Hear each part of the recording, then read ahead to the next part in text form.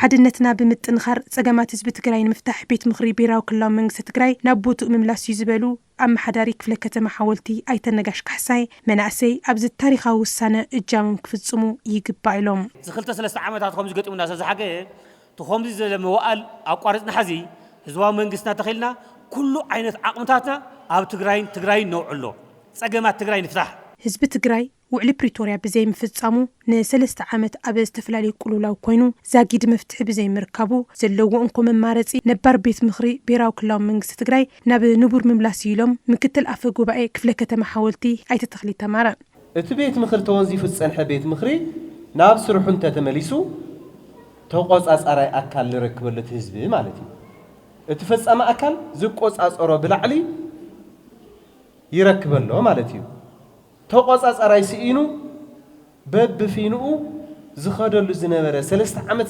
ሰነቢልና እዩ ናንብዘለና ተሳተፍቲ እቲ መድረኽ ዝኾኑ መናእሰይ ብግዲኦም ነባር ቤት ምኽሪ ክልላዊ መንግስቲ ትግራይ ናብ ቦቱኡ እንትምለስ ክህሉ ዝኽእሉ ስግኣታት ሕቶ ኣልዒሎም ምላሽ ድማ ተዋሂብዎም እንድሕር ክምለስ ኮይኑ ምስ ፌደራል መንግስትስ ቀጣላዊ ግጭት ለእቲ የኾነ ይዲ እቱ ግጭት ተፈጥሮ መፍትሕታት ምስቱ ነባራዊ ኩነታት ባይታደለስ መፍትሕታት ወይ ዝግጅታት ተገይሩ ድዩ እዚያው መምሕዳር ክልዓል ከሎ ሙሉእ ኔትወርኩ ኣይቋረጽ እንዶ ምስ ፌደራል መንግስት ዘለና ዋላ እኳ ጦርነት እኳ ተዘይልዓል ተንካ ፌደራል ንረኽበን ዘለና ግልጋሎታት ሙሉእ እንድሕር ተቋሪጸን ዝሓሸ ግልጋሎት ክንረክብ ንኽእል ኢና ኢልካ ምዝራብ ይከኣልዶ ስራሕ ዓድን ትፈጥር ተሎ ግን ክጽጉምዎ ዝኽእሉ ነገራት ኣለዉ ቶም ጽጉምዎ ነገራት ግን መንግስቲ ቶም ጸገማቱ ይፈትሐሎም ማለት እዩ ባንክታትና ክዕጽዋ ይኽእላ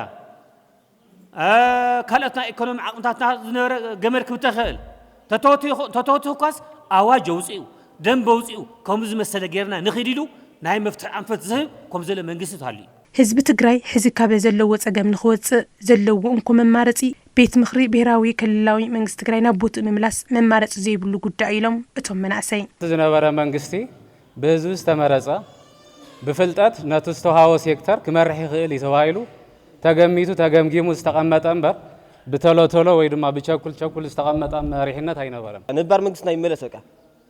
أفعلش كولدنا لأتينا ياك. رأسنا سريت أو نشرشيرهم نعمك. أبجاف بحرنا كتات أو لنا. أني حمد لله صحيح بحرك نواجعنا نيولنا يا أحمد. هاينا العنا بجاف بحرنا تطوينا لنا. كن قال صهينا عدنا قال اسم الخلي قال سلا تأمر يلي. خزينا بسلست عمتها أكل غيرني. هزونا جنا بوزح نجر. أو زمالتي سواوي مسرت يكون سدتنا أنا بوت كملة شخالي. أنا خز بقارج مالتي. بكت منجس نهزت تجرس كتاك ما يخلي.